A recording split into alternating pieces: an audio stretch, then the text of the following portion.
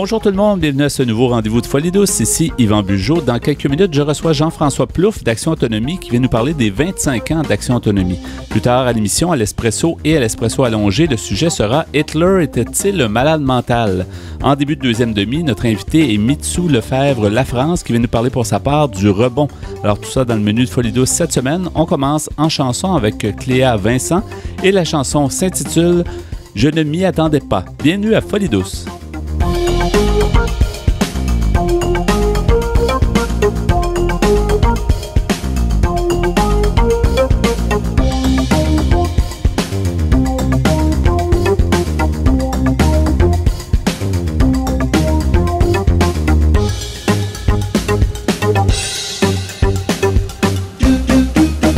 Vous écoutez l'émission Folie douce qui vous informe sur la santé mentale depuis plus de 25 ans. Je m'entretiens maintenant avec notre chroniqueur Jean-François Plouffe de Action Autonomie. Bonjour Jean-François. Bonjour. Bienvenue encore une fois à l'émission Folie douce. Merci. On a parlé de plusieurs sujets ensemble et c'est bon quelquefois de rementionner la mission d'Action Autonomie, d'ailleurs, qui a fêté ses 25 ans récemment, tout comme l'émission Folie douce, on a à peu près le même âge, donc des années début 90 où tout était pas mal à faire en termes de santé mentale. Il ne faut pas dire que c'est réglé non plus encore, mais c'est bien peut-être de faire une présentation d'Action Autonomie un peu plus élaborée que qu'est-ce qu'on fait d'habitude à chaque chronique. Oui. Alors, Action Autonomie, c'est un groupe qui a été fondé par des personnes qui étaient préoccupées par la question de la défense de droits en santé mentale, qui n'était pas quelque chose d'aussi connu que maintenant. Maintenant, ça existe dans tout le Québec. Il y a des groupes de défense de droits dans tout le Québec. Ouais. Mais au début des années 90, ça n'existait pas comme ça. Donc, ils ont commencé sous un autre nom quelques années plus tôt. C'était Autopsie. Et en 1991, c'est devenu Action Autonomie, où le groupe a commencé à se structurer un peu plus. Oui. Et ce qui démarque ce groupe-là, c'est d'abord ce qu'on appelle l'action par et pour. On veut pas parler à la place des gens, prendre la place des gens, agir de façon paternaliste avec les gens alors qu'on le reproche aux autres de le faire.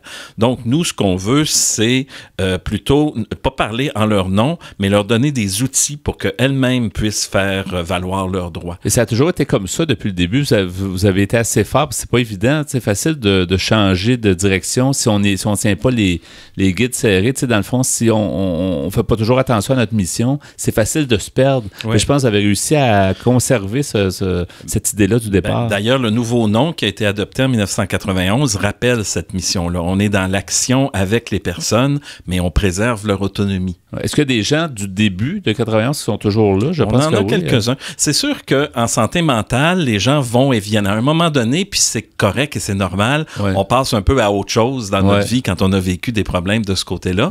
Mais encore tout récemment, là, pour le 25e, il y a des gens, des fondateurs qui étaient avec nous, puis qui continuent à s'intéresser à ce qu'on fait et qui continuent de trouver ça important. Donc, nous, ça nous rend très heureux parce qu'on se rend compte là, de tout le chemin parcouru et de toute la quantité de gens qu'on a pu aider au cours de toutes ces années. Et c'est pas nécessairement que des personnes qui ont vécu des problèmes de santé mentale, c'est des gens qui ont ça à cœur et qui sont prêtes à aider, dans le fond, la société. C'est une partie de la société qui a des problèmes de santé mentale. Mais oui. En effet, on a deux types de membres. Les gens qui sont membres actifs chez nous sont des gens qui, à un moment donné, à un moment ou l'autre de leur vie, ont vécu ou vivent encore actuellement un problème de santé mentale. Mais on a aussi des membres dits sympathisants qui, eux, n'ont pas nécessairement eu de diagnostic. C'est sûr que personne n'a une santé mentale absolument optimale tout le temps, mais il y a des gens qui n'ont pas été diagnostiqués, qui n'ont pas été suivis là-dessus, mais qui sont quand même, soit qui ont un membre de leur famille ou qui s'intéressent à ça par eux-mêmes. Donc, ces gens-là peuvent devenir membres sympathisants chez nous. Oui. Et bien sûr, vous avez, je pense, certains sujets de prédilection. Vous avez certains thèmes que vous occupez un peu plus, là, les droits, entre autres. C'est ça. On a deux grands volets d'action, si on veut. D'abord, on fait de l'aide individuelle. C'est notre mission de base. Des gens qui nous appellent, qui sont en détresse, qui sont pris à l'hôpital, qui peuvent plus sortir, qui se demandent ce qui leur arrive, puis qui ont besoin d'aide. Ils tombent souvent sur nos dépliants et ils nous appellent et nous, on leur donne des conseils, puis on les aide à essayer de sortir de ces situations-là.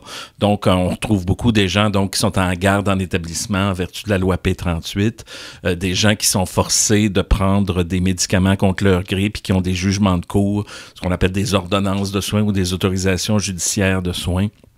Et on a aussi toutes sortes de gens qui vivent du paternalisme, qui vivent de la condescendance avec leurs intervenants, qui leur font pas confiance, qui les écoutent pas, qui vont pas dans le sens de ce que eux voudraient aller, qui vont pas dans le sens du développement de l'autonomie des personnes et qui souvent font des interventions qui gardent la personne dans un état de dépendance. Donc nous, on essaie de donner des outils à ces personnes-là pour qu'elles puissent elles-mêmes essayer de faire valoir leurs propres droits. Chez Action Autonomie, avez-vous une équipe, disons, multidisciplinaire pour pouvoir, on parle souvent de droit, mais il faut quand même connaître les lois, à part de s'intéresser, puis éventuellement d'avoir, avec l'expérience, on en sait plus, là, parce que vous avez quand même des personnes ressources qui sont prêtes à vous aider. En fait, chez nous, on a des personnes qui sont en poste depuis plus de 20 ans. Oui. Certains membres de l'équipe de travail ont beaucoup d'expertise et d'expérience dans ce domaine-là, et il y a des gens qui sont arrivés plus récemment aussi, qui sont plus jeunes, qui ont parfois des visions un peu différentes. Puis, ça fait finalement un mélange là, très, très intéressant. On se parle beaucoup, on fait des réunions d'équipe toutes les semaines et on met beaucoup de choses en commun là, de façon à avoir une espèce d'approche commune, mais qui respecte aussi l'individualité de chacun. Et il y a des gens permanents, il y a des gens aussi qui gravitent dans Action Autonomie. C'est quand même pas une énorme boîte, mais vous faites beaucoup de travail. On entend beaucoup parler de vous. On est une équipe de 7 personnes, de 7 employés, et autour de ça, on a à peu près 80 membres qui sont plus ou moins actifs selon le moment, mais on essaie beaucoup de faire nos actions avec nos membres. Par exemple, quand on va donner des formations à l'extérieur, ben on essaie, en tout cas dans la mesure du possible, d'amener avec nous des co-formateurs, des gens qui sont des personnes qui ont vécu la situation qu'on va décrire ou une situation qui s'y apparente, de façon à ce que les gens qui nous écoutent n'aient pas seulement un exposé théorique de ce que c'est que les violations de droits en santé mentale, mais puissent voir devant eux une vraie personne qui a vécu ce genre de choses-là et à qui ils peuvent poser des questions, là, puis ça vient beaucoup enrichir là, le contenu qu'on peut transmettre. Et ça vient encore montrer encore plus votre mission d'accompagner, d'impliquer les gens. Vous n'êtes pas juste, c'est ça que je trouve beau, parce que c'est de le dire, mais de le faire aussi, c'est ce que vous faites. C'est ça, on essaie de le faire dans le quotidien. Ouais. On applique une méthode qui s'appelle le self-advocacy en anglais, qu'on n'a jamais vraiment réussi à traduire, mais l'idée, encore une fois, c'est toujours de donner à la personne des outils et non pas d'intervenir à sa place. Nous, on dit, quelqu'un qui a un problème avec son travailleur social, par exemple, on pourrait aller chercher une procuration puis aller parler nous-mêmes au travailleur ou à la travailleuse sociale. On le fait de temps en temps, mais ce qu'on essaie de faire le plus souvent, c'est de fournir une sorte d'argumentaire aux personnes pour leur dire, essaie de lui dire ceci, essaie de passer par tel chemin, de façon à lui faire passer un message clair. Et dans la plupart des cas, ça fonctionne, puis les gens progressent tranquillement vers une meilleure qualité de vie puis une plus grande autonomie.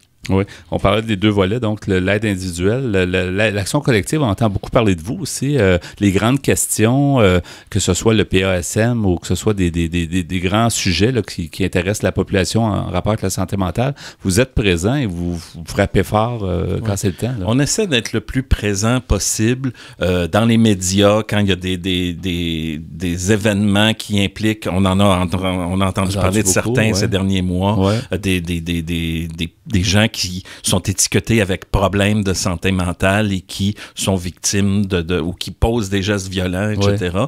On est porté à se ramener vers nous un peu pour donner l'autre côté de la médaille, parce qu'on est souvent porté à dire ces gens-là sont dangereux, il faudrait les enfermer, ils prennent pas leurs médicaments, il faudrait qu'ils les prennent, puis s'ils les prenaient, ils seraient mieux. La réalité est pas si simple que ça.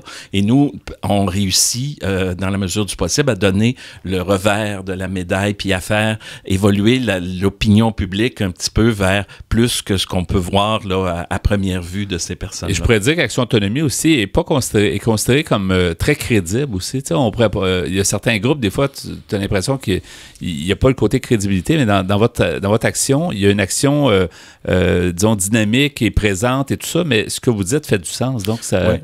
Et on essaie aussi d'aller dans les milieux d'enseignement, parce que c'est là que se forme la relève. Ouais. Les gens du milieu de la santé qui vont être là demain et on essaie, l'objectif qu'on se fixe aussi en quelque part, c'est de changer la culture, notamment dans le milieu hospitalier, dans d'autres domaines de la société aussi, mais de changer la culture qui est un héritage du vieux passé des asiles psychiatriques qui est encore très, très présent dans le milieu de la santé. Puis on essaie de dire, les personnes que vous avez devant vous, ce ne sont pas que des malades, ce sont des citoyens, ce sont des gens qui ont des droits. La Charte des droits et libertés à laquelle on tient beaucoup en théorie, elle s'applique aussi à ces personnes-là, malgré leur vulnérabilité, malgré leurs problèmes. Et donc, c'est ce message-là qu'il faut passer régulièrement. Puis il faut le passer non pas uniquement aux gens qui sont sur le plancher des unités, mais il faut aussi le passer aux cadres et il faut aussi le passer au ministre à Québec parce que il s'est donné des moyens d'encadrer très, très fermement son réseau. Et nous, on a fait des interventions auprès de lui ces derniers mois et on lui dit que c'est bien la médication, l'approche médicale, etc., mais il y a d'autres moyens d'aider des personnes qui ne répondent pas bien à des traitements médicaux. Et si elles ne répondent pas bien à des traitements médicaux, c'est pas de leur faute, c'est pas parce qu'elles sont entêtées, etc. Si elles refusent de prendre des médicaments, par exemple, c'est peut-être parce qu'il pourrait y avoir d'autres approches que l'approche médicale qui pourraient mieux fonctionner chez elles. Il y a aussi ce qui vous aide beaucoup, je pense que vous avez pris l'initiative de faire ça, il y a beaucoup de travaux de recherche qui viennent appuyer parce que les recherches sont importantes, on veut faire un portrait de quelque chose qui est compréhensible. Ça vous aide aussi à pousser plus loin le message. Oui, on documente des choses qui ne sont documentées par personne. Par exemple, on fait à peu près tous les 5 ans une recherche sur l'application de la loi P38 sur la garde en établissement.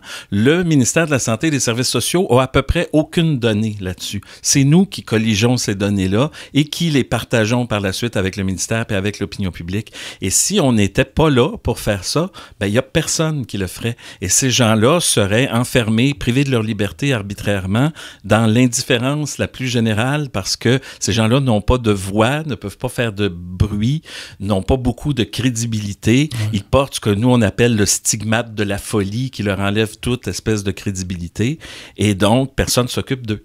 Donc, ça prend quelqu'un. Est-ce que dans les 25 ans, donc on parlait des 25 ans d'Action Autonomie, est-ce que vous êtes un peu, 25 ans, c'est une espèce d'étape importante, un quart de siècle. Est-ce que vous vous êtes un peu remis en question en disant, est-ce qu'on a fait les bonnes choses? Est-ce qu'on pourrait changer les choses? Malgré que on sent dans votre approche que ça a toujours été très, très rigoureux puis toujours gardé la mission de départ. Mais avez-vous eu un peu cette interrogation-là entre vous? C'est une approche qui a fait ses preuves par rapport au feedback permanent qu'on a des personnes qu'on a aidées, qui deviennent souvent membres chez nous, etc., qui restent longtemps avec nous.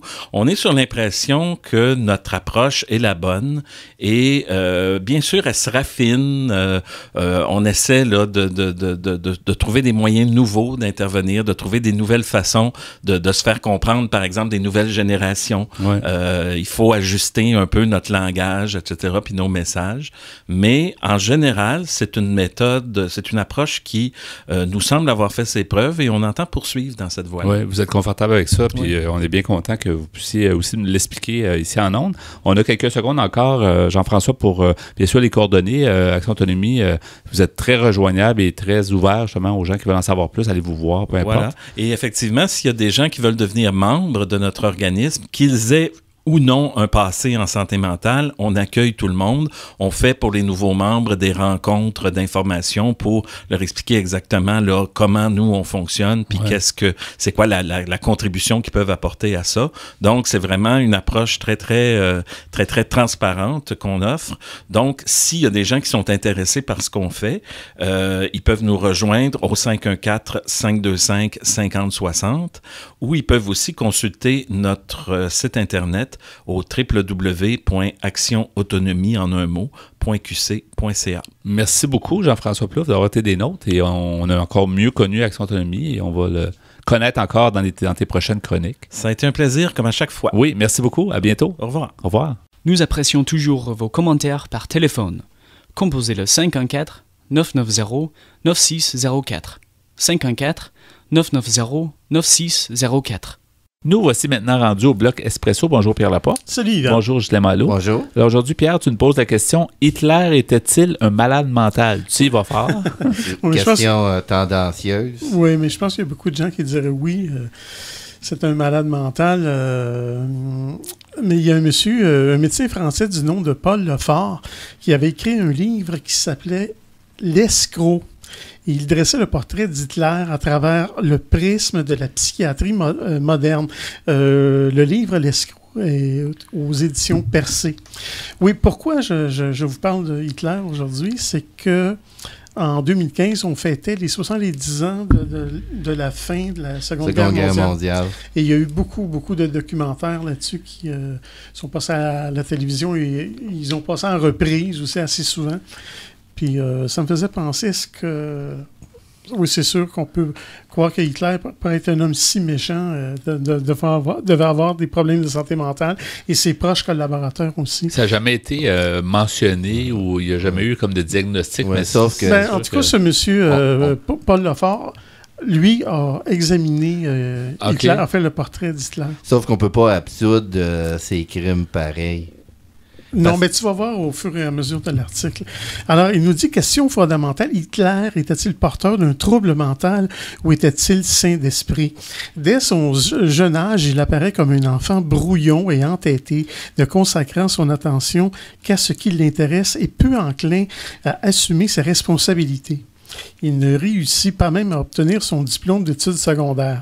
Après son refus d'admission à l'École des Beaux-Arts, il ne trouva jamais d'emploi stable et il vécut au crochet de sa mère. Il admirait l'influence de la minorité allemande en Autriche et il acquit ainsi la conviction inébranlable de la supériorité de la race aryenne. Fasciné par la guerre, il se sentait investi de la mission de livrer une guerre sans merci pour asservir l'Europe à la race aryenne dans un Reich, n'est-ce pas, qui veut dire, en allemand, qui veut dire empire, qui devait durer 1000 ans. Vers la même époque, un courant anti-humaniste apparaissait dans la littérature et prétendait que les hommes étaient soumis aux mêmes lois que les animaux, établissant ainsi le principe attribuant au plus fort tous les droits. Il existe relativement peu d'ouvrages traçant un portrait de la santé mentale du Führer, qui veut dire en allemand le leader. Plusieurs opinions divergentes ont été émises, qualifiant Hitler de malade mental ou lui attribuant un trouble de personnalité, alors que d'autres affirment qu'il ne présentait aucune problématique mentale. C'est vrai qu'on peut se poser la question parce que ces gens-là, je parle de Hitler et de ses proches, étaient tellement ingénieux dans leur cruauté on se dit, ben, c'était des gens méchants, mais c'était pas des malades. Et est-ce que d'avoir une façon de voir la vie qui n'est pas nécessairement bonne, est-ce que c'est une maladie mentale? C'est ça aussi, là? On va voir un peu plus loin. Les données historiques ne montrent aucune brisure dans son niveau de fonctionnement durant sa vie publique, ce qui supporte l'hypothèse d'une absence de trouble mental. Par contre, il faisait preuve d'une mégalomanie sans borne dans sa conviction d'être le porteur d'une mission divine et dans ses relations avec ses collaborateurs chez qui il ne tolérait aucun désaccord. Il se qualifie clairement pour un diagnostic de trouble de personnalité narcissique.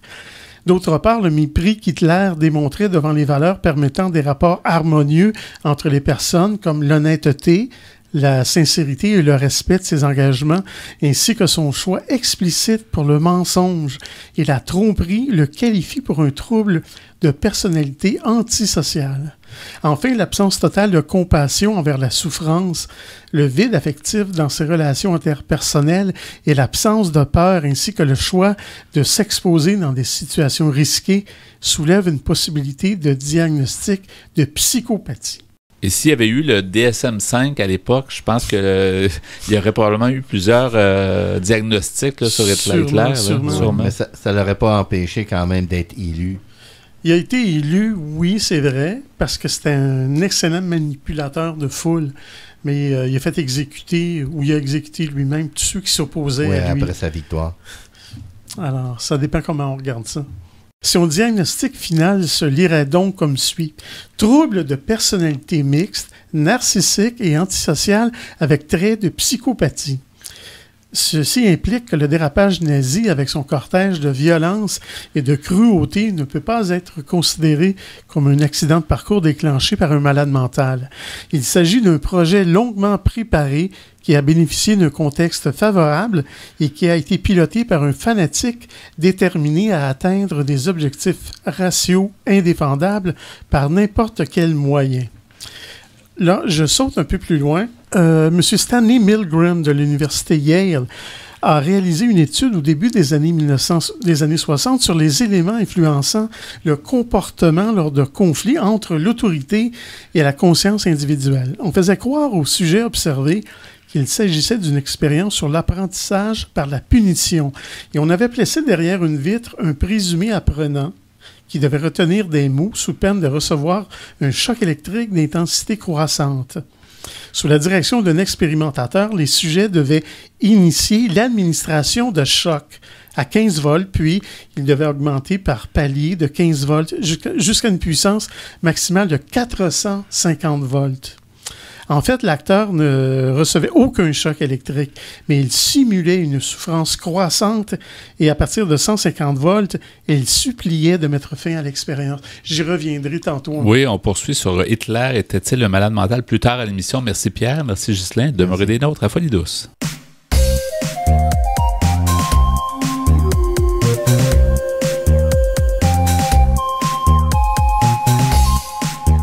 À venir dans l'émission Folie douce, notre invité est Mitsou Lefebvre-Lafrance qui vient nous présenter l'organisme Le Rebond. À l'Espresso allongé, on poursuit avec Hitler était-il un malade mental? Vous entendrez aussi en chanson Senja de La Féline et My Dance Floor de Radio Radio. Vous souhaitez réagir au propos de l'émission, vous désirez participer à Folie douce, vous avez des idées pour nous, écrivez-nous par courriel à l'adresse foliedouce@antenne.qc.ca ou téléphonez-nous au 514-990-9604. Vous écoutez Folie douce, l'émission hebdomadaire qui démystifie les problématiques de santé mentale depuis plus de 25 ans. De retour au micro dans quelques instants.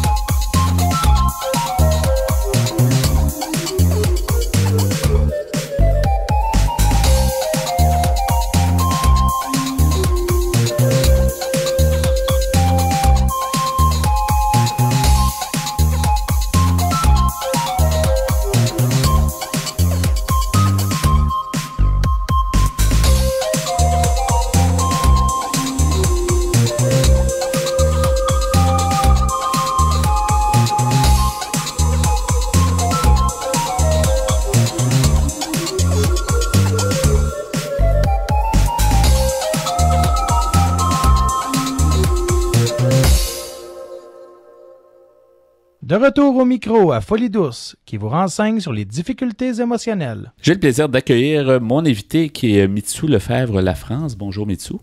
Bonjour. Comment vas-tu? Bien. Assez bien. Ta première expérience à la radio? Je pense que oui. Mais ça va bien aller, je suis certain, parce que tout le monde qui passe ici aime ça et a le goût de revenir. Alors, je pense que ça va être très, très bien. On va parler ensemble du Rebond, qui est un organisme. Tu es membre de cet organisme-là depuis pas mal les débuts de l'organisme. On veut tout savoir. On n'a jamais parlé du Rebond à l'émission Folie douce. Donc, tu vas être la bonne personne, je pense, pour nous expliquer. Qu'est-ce que c'est le Rebond? C'est un organisme en santé mentale? Oui, en fait, c'est un organisme en santé mentale qui se démarque comme les autres ressources qui sont alternatives par... c'est une approche qui est un peu différente. Oui. On se voit un peu comme un complément à d'autres services. OK. On ne remplace pas autre chose, on est juste autre chose. C'est géré par les membres, pour les membres, OK. avec l'aide de l'entourage, de la communauté et tout. Il n'y a pas tant d'organismes qui sont... il y en a un peu, des organismes comme ça, qui sont gérés par et pour, là. Mais c'est pas... en général, c'est plutôt des gens qui s'intéressent au domaine et qui donnent... Qui intègrent, disons, des membres là, qui ont pu avoir des problèmes de santé mentale. Alors que vous, c'est plus pas mal... C'est vraiment du par épaule. Oui, en fait, la différence, ça va être, au lieu de rendre des services, ça va être d'impliquer les gens dans les activités. C'est animé, en fait, par les membres. Ouais. Tout est décidé le plus possible avec les membres. En comité, c'est ça, en comité qu'on a décidé à un moment donné d'appeler plus équipe. C'était plus intéressant que les comités. Mais c'est ça, ce qui arrive, c'est qu'on essaie de ne pas être hiérarchique trop, d'avoir le pouls de tout le monde à peu près, de se consulter. Ça prend plus de temps là, à gérer, mais ça va plus loin comme ça. C'est plus transparent, puis peut-être que ça donne aussi un meilleur sentiment d'appartenance peut-être aux gens. Oui, puis ça donne l'opportunité de voir ce qu'on est capable de faire et pas juste qu'on n'est pas capable de faire. Oui, c'est ça. D'abord, ça existe depuis combien de temps, le rebond? Je sais que ça fait des années que ça se trame. En 2010, il y avait une volonté dans le quartier, mais c'est pas à partir de 2004, c'est plus à partir de 2014 que là, le CA provisoire, tout ça, travaillait, des organismes du quartier, c'est Rosemont, le quartier, c'est ça? C'est Petite Patrie. Oui, ça s'adresse à... genre dans la communauté de Petite Patrie, Villeray, Rosemont, mais on est ouvert à Montréal. Il n'y a pas de code postal à l'entrée, pas de... Tous les gens qui sont intéressés par vos types d'activités puis votre façon de fonctionner sont bienvenus. Oui, c'est ça. C'est ça. Puis est-ce que, tu me disais avant d'entrer en ondes quand même que tu sais c'est quoi la santé mentale, parce que t'en as vécu, tu as vécu des choses. Je sais pas si tu veux nous en parler un peu, mais juste c'est probablement ça qui t'a aidé aussi à prendre part à cet organisme. Oui, en fait, on ne fera pas le topo de ma vie, mais après avoir tenté de me rétablir plusieurs fois, puis suite à un suivi au CLSC, j'avais aussi des implications avec un groupe d'action et réflexion en santé mentale, le GARP. Puis, c'est de la participation citoyenne, on aide à améliorer les services et tout. Puis, avec eux autres, on était interpellés avec cette nouvelle ressource-là qui allait naître à donner notre avis, parce que c'est du par épaule, donc ça serait important que les gens concernés puissent donner leur avis. Exact. Donc, c'est comme ça que je suis rentrée dans le CA provisoire. En fait, il y avait toutes sortes d'organismes, l'Écho des femmes, Écoute Entraide. Il y avait plusieurs gens, ça serait tellement long de les nommer, on aurait fini l'entrevue, mais c'est ça, ça a été une volonté des citoyens et des gens. C'est vraiment une participation citoyenne qui a fait naître le rebond. Donc, il y avait une volonté d'avoir ce type d'organisme-là, parce qu'il y en a des organismes dans Rosemont, sur l'île de Montréal, mais ce type-là particulièrement, peut-être il manquait. Hein? Oui, dédié à la santé mentale, il n'y en avait plus à ce moment-là dans le quartier qui était dédié. Puis on a eu beaucoup aussi de soutien d'une organisatrice communautaire du CLSC qui a soutenu tout le long les démarches, mais c'est pour ça qu'on dit on n'est pas fermé, on n'est pas un groupe fermé par épaule seulement pour nous, mais on est ouvert à la communauté. Donc, on travaille en collaboration avec d'autres organismes. Oui. Sur votre site, c'est ça, la description, je pense, elle dit, c'est un organisme communautaire alternatif qui est issu, justement, comme on disait, de la communauté. Mais est-ce que tu peux nous expliquer un peu le fonctionnement? Donc, comment ça se passe? Les gens vous appellent d'abord, se présentent? Dépendamment des activités, comme, admettons, on avait commencé par un groupe, une des premières activités qui est née avant qu'on ait même un local fixe. Il nous avait été prêté un local pour un groupe d'écriture, un atelier d'écriture que Roger a voulu partir. Lui, il se sentait à l'aise avec ça. Donc, moi, c'est un groupe qui va être plus, admettons, sur inscription. Okay. Moi, mon groupe, je l'ai parti par après avec l'initiative de gens dans le sud-ouest pour le trouble d'accumulation compulsive. Ah oui, d'accord. Que moi-même j'avais. Puis c'est ça, ils m'ont initié à partir un groupe de parole, moi aussi, là-dessus. Mais ça, c'est un groupe ouvert. Ouais. Donc, à ce moment-là, pas de besoin d'inscription, on se pointe. Puis, on a un horaire. On n'est pas obligé d'être là un mois. Puis, on peut être l'autre, là. On n'est pas là. C'est ça. D'accord. Dépendamment des activités. Il y a des inscriptions ou non, parce que c'est pas un très grand local non plus. Ouais. Puis, dépendamment aussi des activités, il y a différents locaux pour l'instant. Il y a des moments où il faut être 30, donc on a un endroit prêté par la paroisse. Et ça prend ça, parce que dans les organisations qui débutent, et même celles qui sont là depuis des années, ont toujours cet enjeu-là de travailler avec l'argent, sais, on dit souvent l'argent, là, puis tu sais, ça prendrait des fois pas grand-chose juste pour te donner un petit coup de pouce, pour assurer au moins des services, puis que tout le monde respire, mais c'est toujours l'enjeu, puis comme votre organisme est assez nous, jeune... il va toujours, en fait, avoir une part de bénévolat, ou moi, j'appellerais plus ça une implication que du bénévolat. Mais ça implique que, admettons que je fais mon activité, c'est moi qui l'anime, à part un remboursement de transport, il n'y a pas de rémunération liée à ça. Donc, mais ça, c'est voulu qu'on s'implique puis qu'on fasse des activités puis que l'idée, ce ne soit pas de faire un profit avec ça. Là. Il n'y a aucune de nos activités qu'on charge. Donc, pour nous, c'est vraiment, vraiment important pour l'accessibilité qu'il n'y ait pas de prix d'entrée pour les activités. Donc, tu sais, on a café, biscuits, des choses comme ça. Ça fait partie de, je sais pas, moi, une compensation pour le... C'est ça, l'implication qu'on donne. Mais c'est qu'on veut que les gens puissent arriver avec des idées. Ah, ben moi, j'aimerais animer, comme là, il y en a une, elle avait l'idée d'animer un groupe de danse expressive. Donc maintenant, on a de la danse expressive. Il y a le samedi ensemble où les gens se retrouvent, qui a été initié par un membre aussi. Donc, il y a toutes sortes d'activités comme ça qui partent d'initiatives d'un membre, mais confirmé par le désir des autres aussi de faire l'activité. Et l'organisme Le Rebond est ouvert combien de jours par semaine et de quelle heure à quelle heure en général? En fait, on est ouvert un peu tous les jours dans le sens donc, que... Donc, il n'y a pas comme un horaire fixe, c'est ça? Parce que en fait, on a seulement un coordonnateur en ce moment qui est là 4 jours semaine. On n'a pas les moyens de plus que ça. C'est sûr. Mais c'est ça, on va avoir quelqu'un. Il y a déjà quelqu'un aussi qui s'est occupé des activités et tout. Il y a le groupe d'art le dimanche qui est un autre... ça, c'est un projet qui est financé avec Engrenage Noir. C'est de l'art... qui est plus engagé, ou en tout cas où ce qu'on peut s'exprimer, s'affirmer, tout ça. Mais c'est ça, c'est un horaire qu'il faut vraiment vérifier. Parce que c'est pas... les activités sont souvent l'après-midi, en fait. On est plus efficace l'après-midi. En fait, ça reflète peut-être aussi le type d'organisme. Tu sais, comme on dit, c'est un organisme pour épars, donc qui est adapté pour épars, parce que, tu sais, on veut pas un cadre qui est de 9 à 5 nécessairement, du lundi au vendredi, parce que... ça cadre pas avec les membres. Puis souvent, le matin, on est un petit peu moins efficace en général. Moi, mon groupe de parole, c'est le soir, un lundi, une fois par mois. Ça varie. Souvent, ça se prête bien la soirée aussi avec la discussion. On dirait qu'il y a comme un côté intimiste plus en soirée. Je ne sais pas pourquoi. Là. Il y a quelque chose de... c'est ça. Il y a quelque chose ça dépend toujours de la disponibilité des gens qui vont vouloir faire l'activité et s'impliquer. Mais c'est ça. C'est beaucoup, beaucoup d'investissement. Mais de chacun. Mais c'est ça, tu sais, on y arrive. Tranquillement, peu à peu, les activités s'additionnent une après l'autre. On apprend aussi à mieux gérer à l'interne. Bon, c'est toujours possible d'avoir des conflits, des choses, des histoires qui sont, tu sais, des choses qui font que les gens sont moins bien dans certaines circonstances, mais on s'adapte au fur et à mesure. On essaie d'avancer puis d'améliorer. Mais vraiment, ça fait longtemps. Dernièrement, quelqu'un me disait comment ce que ça y apportait.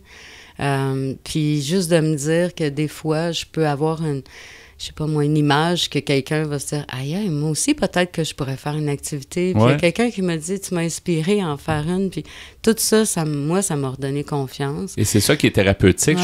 C'est ça qui aide les gens aussi, à donner l'exemple, puis donner le goût au monde de s'en sortir, puis de faire... Puis de faire plein de choses, améliorer leur vie. C'est ça, c'est ça. C'est qu'il y a des moyens de s'affirmer plus, de sociabiliser, il y a vraiment toutes sortes de choses qu'on peut faire qui sont pas nécessairement... C'est de pas se concentrer seulement sur nos difficultés puis nos incapacités. C'est de focusser sur ce qu'on peut faire. Là, on essaie d'avoir un service d'accueil qui est un petit peu... C'est pas un service, mais un endroit d'accueil pour les nouveaux membres. Donc, il y a moyen de prendre rendez-vous maintenant, mais c'est ça. Fait que physiquement, ça se fait où? Parce que selon les activités, des fois, ça vous prend des locaux plus grands. Le local précis, qui est là depuis 2015, depuis un peu après la fondation, c'est sur Saint-Vallier. On est juste à côté du métro Beaubien. OK. Fait que c'est ça, on est vraiment, vraiment accessible. C'est très accessible par métro, Beauville, tout ça. Puis la meilleure façon d'avoir des infos, est-ce que c'est le site web? Puis qu'est-ce qu'on doit surveiller, en fait? Bien, c'est pas tout le monde qui a Internet, mais pour ceux qui l'ont, c'est ça a été créé par un membre, puis c'est fait les mises à jour par les membres. C'est le rebond.net. Oui. Puis sinon, c'est par 3 mois qu'on change les activités. Sinon, le bon vieux téléphone est toujours aussi disponible. Là, le téléphone, c'est toujours intéressant. Les gens qui n'ont pas Internet. Oui, c'est ça. Fait que pour le numéro de téléphone, c'est le 438, le 404-9909. Puis, c'est ça, l'adresse exacte, c'est le 6510. 6510 Saint-Vallier. Ça ressemble c'est sûr que c'est pas toujours ouvert, là, mais... C'est pas très loin de l'adresse dans la chanson de Beau Dommage, me semble. Oui, c'est ça, on n'est pas très loin. Saint-Vallier, c'est juste un peu plus bas. On est juste à gauche du CLSC, mais c'est ça, on est dans la paroisse, en fait. Ouais. La paroisse. Dans le temps, il y a beaucoup de gens qui allaient se promener sur la rue Saint-Vallier, mais là, ils pourraient y aller pour le rebond. Ben, on est vraiment chanceux d'être juste à côté du métro. Oui, ça, c'est super intéressant. Mitsu, merci d'avoir été des nôtres. Est-ce que tu as quelque chose à rajouter? Il reste peut-être 30 secondes en terminant. Une invitation aux gens ou toujours le financement est toujours bienvenu aussi, les gens qui voudraient vous aider. Oui, maintenant qu'on a un numéro de charité, peut-être là, que ça peut être plus simple, mais sincèrement, c'est surtout de garder l'esprit ouvert puis d'être moins dans la stigmatisation puis de dédramatiser la santé mentale. C'est important qu'on en parle. C'est un peu comme tu dis, de rester l'esprit ouvert, donc de rentrer un peu dans votre modèle qui est différent, qui est un peu,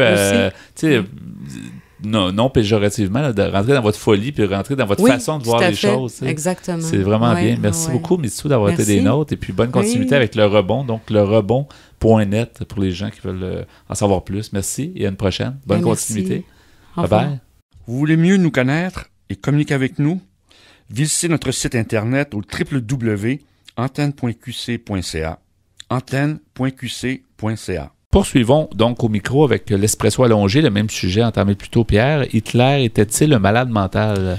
Oui, et dans la première partie, je vous avais parlé, j'étais en train de parler en fait d'une expérience qui avait été menée à l'université Yale au début des années 60. On avait placé un acteur derrière une vitre et on lui faisait apprendre des mots. Et s'il ne parvenait pas à retenir les mots, on faisait faire à un sujet, on l'obligeait à donner des chocs électriques à l'acteur qui était de l'autre côté de la vitre. Mais en fait, il n'y avait aucun choc électrique. Oui, il y a eu une émission, je pense, française qui a essayé le même exercice. Oui. Mais donc, l'administration des chocs augmentait de 15 volts jusqu'à une limite de 450 volts. En fait, l'acteur ne recevait aucun choc, comme je le disais, mais il simulait une souffrance croissante et à partir de 150 volts, il suppliait de mettre fin à l'expérience. L'expérimentateur encourageait quand même le sujet qui distribuait les chocs électriques à continuer. Et à partir de 285 volts, l'acteur poussait des cris de souffrance, créant chez le sujet un conflit entre l'obéissance à l'expérimentateur et sa conscience personnelle. Les résultats montrèrent que 62,5% des sujets étudiés utilisèrent l'intensité maximale de 450 volts lorsqu'ils étaient supervisés par un responsable, mais seulement que 2,5% des sujets atteignirent ce plateau en l'absence d'un responsable. Donc, ça prouve à quel point l'autorité peut avoir une influence sur ta conscience personnelle. Oui, qui est aussi un exercice à prouver jusqu'où tu irais si tu devrais le faire pour obtenir des informations envers un terroriste. Tu veux dire que Hitler mettait ça en place? Non, ça c'est une expérience qui est complètement à part de Hitler et des nazis. C'est une expérience qui visait à démontrer l'autorité jusqu'à où ça peut te pousser. Il obtenir des informations, comme je disais, pour un terroriste, jusqu'où tu irais pour les obtenir, si jamais beaucoup la vie de gens est en danger. Oui.